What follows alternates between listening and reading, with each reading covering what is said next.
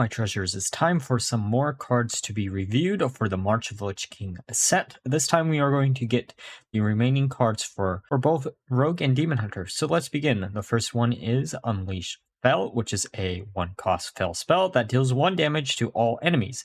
Mana Thirst 4 with Lifesteal. Man, this card looks very similar to an older card, Fellscream Blast, except it actually hits your opponent's face, and we all know how well Fellscream Blast actually ended up. Sure, with Fellscream Blast, you had other cards that made it really good for so OTK decks could actually use it. However, this card just gives you the baseline 1 damage to your opponent's face whenever you do use it, and is a 1 mana cost spell. The mana thirst on this is also not that high, so in theory, it's actually pretty good. You could also use this in combination with some spell damaging cards in order to scale up this incredibly quickly. I don't think there is enough ways to scale up spell damage currently in standard for this to be a problem right now, but I can see this becoming a problem in the nearby if we do get some additional spell damage. Though that does seem like a mechanic from the game that seems to be rotating itself out, as it has been quite a while since we've gotten a neutral type of spell damage. Maybe a card like this is one of the reasons why, along with all the other direct damaging cards that we always have. Make something like Malygos, if it ever came back into standard, really horrible to actually deal with for people who don't like those type of combo decks. I love those types of combo decks, so I'm probably going to try to make something around this card actually work. Maybe using Kazakhstan as a way to get additional copies of a guild trader, and then using this to do a bunch of face damage in one single turn. Sure, it's going to be a very convoluted combo, but it could be really fun to try. Alright, for the last Demon Hunter card, it is Brutal Annihilin, which is a 9-cost, 9-attack, 9-HP demon that has Taunt Rush. After this minion survives damage, deal that amount to the enemy hero. This reminds me of a certain other card that Demon Hunter has, which is the Inquisitor. Now, I'm pretty sure Inquisitor is actually about to rotate out, so this is actually a pretty nice replacement for that in some type of big Demon Hunter deck. It isn't as good as Inquisitor, which makes me think it won't see too much play until Inquisitor does rotate out. It also does bring up the point, when was the last time we saw a really big demon for Warlock? Ever since Demon Hunter has existed in Hearthstone, it feels like Demon Hunter has gotten all the really big demons, which is really weird, and Warlock has only been really getting imps. It's kind of sad at the state of how many demons that we actually have in standard Hearthstone for Warlock, and this card just reminds me of that. Alright, now for the Rogue cards. First one being Ghostly Strike, which is a 1-cost, deal 1 damage combo, draw a card.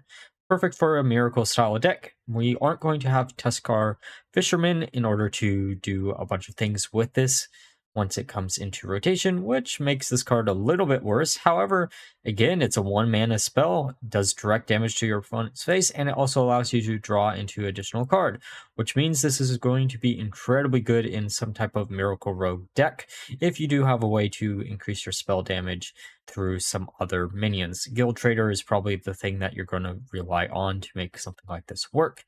You could maybe try to make a Dragon Rogue deck. Again, it's very similar to what I said with the very first card we went over, where you're trying to duplicate all the guild traders so you have an entire full board, but I don't know how consistent that's going to be. So until we see maybe another neutral spell damaging card, I don't know how playable this is going to be. It's nice to use as a way to ping something if you want to get a frenzy off, but outside of that, right now it's just alright. Alright, now for the next card, Foolish Alchemist, which is a 2-cost, 3-attack, 2-HP undead minion battlecry. Your next concoction costs 0. And what does it mean by this? Well, so there are going to be 5 concoctions that you can randomly generate. The first one being Gleaming Concoction, which is a 3-mana spell that draws 2 cards, and if you have another one in your hand, they mix together. The next one is deal 3 damage for 3 mana. Another one is add a card to your hand from another class that costs 3 less. One is destroy a random enemy minion. And finally, we have summon a 3-cost. And whenever you have 2 of them in your hand, they will combine and remain a 3-mana card, but have both effects. So you don't really fill up your hand if you have too many of these. Sure, there are going to be some weird cases where you're not going to want to have certain things actually combined together, but for the most part, none of these actually have anti-synergy with each other, which is really, really nice. The Dreadful Concoction is probably the most difficult to use out of the entire bunch, as it does require your opponent to actually have a minion on board, but the mixture of any of the other ones is actually really good. Dreadful is just really good on its own, and it does promote a more control style of rogue deck, though you might not be able to consistently get it. And because we'll be seeing a bunch of different ways to generate a lot of these concoctions, they will probably see some type of play in some type of either control deck or maybe a deck on their own. The next card revealed is Conductor, which is a 1 cost, 1 attack, 2 HP minion that has the battle cry, add a random concoction to your hand. Just a really generic, good generator for the concoctions. It costs 1 mana, which means you do have a turn 1 play in that style of deck. And then on turn 3 or even turn 2, depending if you have a preparation in hand, you can use the concoction that you randomly generated instantly, which gives you a lot of advantage. The nice thing about all the concoctions is the fact that they cost 3 mana, and whenever there are 2, they combine. And when they combine, they actually remain the same cost, so you basically get a 6 mana spell for the price of 3. Really, really cool little package, and I can't wait to try this one out. Next card revealed is Potion Belt, which is a 2 cost spell that discovers 2 concoctions, a turn 2 play for a concoction deck. It also does allow you to run this in other decks just so you can get some additional removal if you really need to, or additional board pressure. I don't see a world where this one in particular doesn't see play, especially because it's such an easy card to use in something that doesn't only rely on concoctions, as the concoctions themselves give so much unique potential for decks that just need a little bit of an extra bump in their step. And now for the return of a fan favorite who decided to go rogue after being hunter.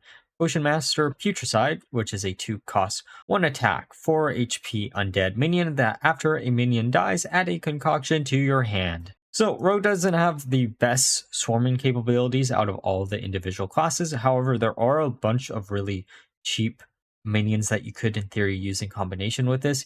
If you can drop this and actually get at least 2 potions off of it, it might actually be worth playing, but you're not probably going to want to play something like this on like turn 2 because it is going to instantly die. We might see some type of zoo rogue deck actually come into fruition with a card like this, because it is, as there are a bunch of really cheap battlecry minions that actually buff up things in your hand, and you could keep bouncing them back, so you make cards like this incredibly, incredibly difficult to actually play. Trying to figure out a good balance between those cheap minions and ways to actually kill your own minions is probably going to be the key with a deck like this being very, very strong, and it looks like it doesn't even have to be your own minions that die to trigger this effect. So if you have enough removal that you generate off of the concoctions, then this is going to be incredibly good, because any concoction that could in theory remove a card from your opponent's board also gives you a concoction back in your hand whenever you do. And now for the final rogue card, Vile Apothecary, which is a 3 cost, 2 attack, 4 HP undead minion. At the end of the turn, add a random concoction to your hand. At the end of the turn effects seem to be really, really popular in this set. It also explains why we couldn't get Draki Enchanter and the rest of the Knights of the Frozen Throne to stay in rotation once this set came out. I do think this card is probably pretty decent if you have ways to buff it up so it doesn't just have 4 HP. Because by turn 3, sure, most classes aren't going to be able to deal with a 4 HP minion, but this is going to honestly act as a pseudo taunt within the deck. Putricide is going to be the bigger pseudo taunt within this style of deck, but I do think this card will also be something that your opponent's going to want to instantly get rid of, because it can snowball incredibly, incredibly quickly. If you have ways to up its HP pool by using something like Dredge Servant or whatever the hell that 1 cost minion that gives 2 HP to everything in your hand, then this card is incredibly, incredibly good. But I don't think this is going to see play outside of a concoction deck, and it really depends on what other minions that you want to run and what other ways you actually want to win the game. The problem with a concoction deck as it currently looks like is it doesn't really have that big of a win condition. It just has a lot of ways to either remove your opponent's minions or generate you additional board pressure. It just doesn't have a big oomph at the end of the game that will finish off your opponent. And that means it's going to be a control style of rogue deck, which usually don't work out so well. I love control rogue, don't get me wrong. It's one of my more favorite style rogue decks to actually try out outside of Miracle Rogue, but you never know. But we'll see how this one ends up going. All right, now for the Hunter cards. The first one will be Ricochet Shot, which is a 1-cost arcane spell that deals 1 damage to 3 random enemies. So at first glance, this card looks like it is basically just a little bit of a worse arcane shot in most cases. However, if you do have a way to either scale the damage on this is absolutely insane because each spell damage that you would have on this is actually 3 spell damage. Or if you have a way to guarantee it hit your opponent's face, it could be really good in a Questline Hunter deck. But given the next few cards, I would say this is probably going to be really good. The first one of these being Silvermoon Far Strider, which is a 2-cost, 2-attack, 3 HP minion that has the battle cry, give all arcane spells in your hand plus 1 spell damage. Really weird way to actually scale up spell damage within a deck. I don't think we've ever seen something like this before in Hearthstone. It is a neat little twist on the stereotypical spell damage mechanic. It does also make this a little bit harder to actually abuse spells that are currently in your hand. But if you do have a critical mass of arcane spells, something like this is going to be incredibly good because the spell damage should in theory allow you to actually do a bunch of damage with all these arcane spells, most of which are already direct damaging spells, so you're going to have a really good time. But if you don't want to scale up your arcane spells in your hand, why not try in your deck? Haldorun Brightwing is a 3-cost, 3-attack, 4 HP legendary minion. With the battle cry, give all arcane spells in your deck plus 1 spell damage. Now, this is the other perfect way to actually scale up your arcane damage. This also does prove the point that Brand should not really be in rotation when you have all these really powerful battle cry legendaries that a lot of classes can easily abuse at this point. This is actually one of the easier legendaries to abuse with Brand because you can use Brand and him on turn 6 in combination with each other. And if you wait till turn 9, you could in theory throw a Zola into the mix so you can get plus 4 spell damage on all of your spells within your... Sure, there are going to be those games where this is at the bottom of your deck and you won't be able to actually scale up your spell damage that much, but because you can actually scale up the damage within your deck instead of just your hand through a legendary minion, this is actually incredibly good.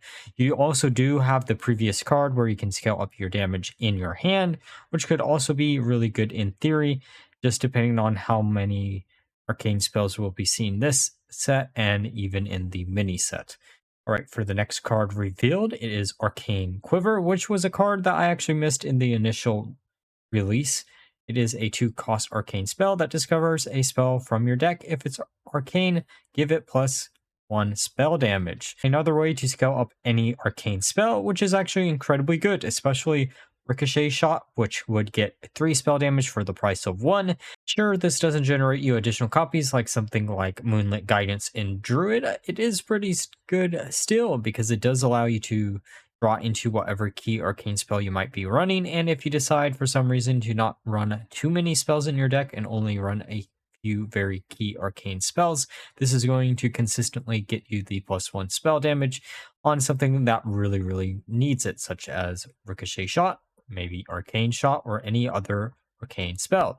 Now for the next card revealed, which is Conjured Arrow, which is a 2-cost arcane spell that deals 2 damage to a minion, mana thirst 6. Draw that many cards. Draw power and removal in the same card? Man, we're actually seeing a lot of this combination between removal and draw power within this set. Demon Hunter actually got another card very similar to this, and that card will probably see a lot of play, and I can't see a reason why this wouldn't, especially with Questline Hunter already being a very powerful deck. A lot of these arcane synergy cards I could see fitting really easily in a Questline Hunter deck, as that deck already does want to do a bunch of damage to your opponent's face by using a bunch of cheap spells. Some of the cards in this package probably won't be seeing play in that style of deck, but I at least think some of these really cheap ones will, because it does guarantee you additional resets on your hero power, which is always really nice. And if you can scale up their damage really quickly, you can kill your opponent way quicker than you normally would be able to in a questline hunter deck that we currently have. Maybe this package will actually replace the secret package outside of maybe a few key secrets such as explosive trap, but who knows? We shall see. All right, for the next card revealed, it is Eversong Portal, which is a 4-cost arcane spell that summons 1/4/4 links with rush, improved by spell damage. So this actually reminds me of the secret support that we had in Darkmoon Faire, which was Petting Zoo or something very similar, where you got a 3/3 Strider for each secret that you actually had out on the board, except this time you get a 4/4 links that actually has rush, which is actually way better than the 3/3 Striders. And because of this, I think this card is probably going to be incredibly playable, though I do think this is the one card out of the entire package that would be cut out of a questline hunter deck because it doesn't actually get you any real big advantage with your questline itself. It does cost a little bit too much to use it as a very cheap trigger, but you could, in theory, still use it as a way to get rid of most of your opponent's board while also generating you an entire board full of Lynxes, depending on how many spell damage you can actually get this up by. Though I do think this won't scale quickly enough for it to even see play in a pure arcane hunter deck, though it could week 1 or 2 until someone figures out that it isn't really worth it compared to some of the other cards that you could be running instead. Most of the time, you're probably only going to get 2 4/4s, which isn't the best thing in the world, especially on turn 4, where people start having ways to deal with such minions. Okay, time for the final Warlock cards. First one being a Shallow Grave, which is a 2-cost spell that triggers a friendly minion's Deathrattle, destroy it. Now, my first thought when it comes to a card like this would be something like a Mine OTK Warlock deck. However, you probably wouldn't even need to use this in that style of deck. There might be some better options with some of the other cards that got revealed for this set, such as like Slime that summons a undead that you discard from your hand whenever it does die, because this essentially gives you 2 death rattles for the price of 2 mana, which is actually incredibly good. Sure, we don't have things like Baron Rivendare in a current standard rotation, so you can't get 4 for the price of 1, but this is still really good, and you should be able to abuse this in some type of deck, especially in the cases with the slime. If you only use 1 or 2 other undead minions, such as one of the legendaries that we will be seeing a little bit later, then you should be able to get a lot of that card and then OTK your opponent. This has a lot of potential for the future in case any really good death rattle gets printed where you want to duplicate its death rattle and get an additional benefit off of it. So now for the next card revealed, Devourer of Souls, which is a 1-cost, 1-attack, 3 HP undead minion that after a friendly minion dies, gain its death rattle. So, if you use this in combination with the last card, you could easily trigger the same death rattle 6 times instead of just 4 times, which is actually incredibly good. Or if you wanted to try to reach a critical mass of death rattles within a deck, this card would be pretty good. It does serve as a backup plan for the normal Phylactery combo, though most of the time in a deck like that, you're probably not going to need a card like this because you're not relying on a lot of death rattles, but there are a lot of death rattle support in Warlock as it currently stands in standard, where a card like this will probably end up seeing some play if you wanted to just run only death rattles in your entire deck and nothing else, as this card is a pretty way to duplicate any really powerful death rattles that you actually need. Though I don't think it actually fits in any existing Warlock decks, I do think it'll probably have a home in some type of Warlock deck. Alright, now for the next card, which is Infiltrate Reanimator, which is a 6-cost for attack 4 HP minion that has the Battle resurrect a friendly undead, give it reborn. I don't think this card will see much play because it costs 6 mana, though in theory you could run a very low count of undead minions within your deck, thus allowing you to always guarantee you to resurrect the exact same undead minion over and over again, which might make a later card that we will be going over a lot more powerful if you do figure out a way to get more additional copies of it. Honestly, though, I think the 6 mana cost on it is what's hurting it the most, mainly because it costs a little bit too much, in my opinion. Sure, you are going to be giving the undead reborn, which makes it a little bit harder to kill, but honestly, I would have preferred to just see it without that additional buff on whatever minion that you're actually resurrecting, because as it currently stands, this is really just a worse version of the 0-cost spell that Priest actually got within this set. Okay, now for the next card, which is Twisted Tether, which is a 4-cost shadow spell. Destroy a minion, give its stats to a random undead in your hand, making whatever undead minion that you actually want to buff up incredibly difficult to actually kill. And while this doesn't heal you like Siphon Soul, it does cost 2 mana less, which means this could be incredibly good in a control style of Warlock deck, even if you're not running a bunch of undeads. And it even has a upside, which is not really normal for a Warlock 4-cost removal, which is really nice. It also is a reference to the 8-cost removal that Warlock has, which is kind of cool too. There's a lot of possibilities for this card. It's generically just good for any type of control deck, so it will probably end up seeing a lot of play. Now for the next card, which is Dar'Khan, Drathir, which is a 8-cost, 6 attack, 6 HP undead minion. Lifesteal at the end of your turn, deal 6 damage to the enemy hero. So this is the very last card actually for the set, and it's a great way to finish off the set. I think because there are so many ways to actually resurrect this so you can get the end of the turn effect, that a card like this is going to be incredibly playable. There is the downside that it does cost 8, which makes it a little bit harder to actually use, but if you use the slime to discard it and then the slime actually dies, then you instantly get a 8 cost for 5 mana, which is actually incredibly good, and there are many ways in Warlock to just resurrect this. So honestly, I could see a deck where you're just trying to flood the board with a bunch of these, doing 6 damage to your opponent's face, while also healing yourself up by 6 damage each time it does hit your opponent's face, giving you a really big control tool for this type of deck.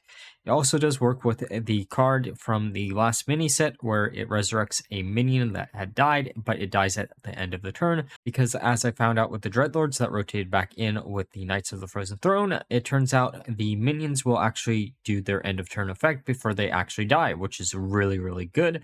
And honestly, this is probably the type of deck that I'm going to most look forward to playing when it comes to Warlock. I think Warlock, honestly, is the class that is most disappointing to me. Maybe Warrior fits under that category too, just because of the fact that it's increased support for Enraged Warrior that already existed and really didn't need that much help. But this does give you a new type of deck to play around with Warlock. Sure, I don't know how good this style of deck will actually be, but it should be fun to mess around with. Alright, so that was the end of the reveal season for March of the Lich King. Sorry this last video is a little bit behind on schedule. I've been a little bit busy with the American holiday season. And like always, if you enjoyed this video, please leave a like, comment, and subscribe. And until next time, bye-bye.